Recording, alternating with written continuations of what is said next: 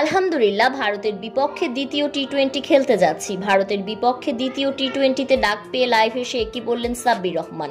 দর্শক, ভারতের বিপক্ষে টি-20 সিরিজের প্রথম ম্যাচে হার বাংলাদেশ দলের। টেস্ট সিরিজের মতো টি-20-র প্রথমটিতেও অসহায় আত্মসমর্পণ করতে হয়েছে টাইগারদের। গোয়ালিঘরে 7 উইকেটের বড় ব্যবধানে হেরে সিরিজ শুরু নাজমুল হোসেন শান্তর দলের।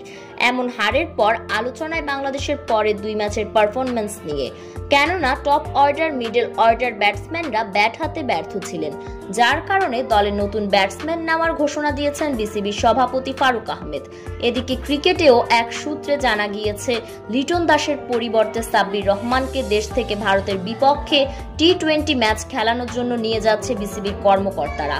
এদিকে দ্বিতীয় টি-20তে ডাক পেয়ে লাইভ এসে সাব্বির রহমান বললেন, অনেক খুশি হয়েছি, অনেকদিন পর আবার ডাক পেয়েছি।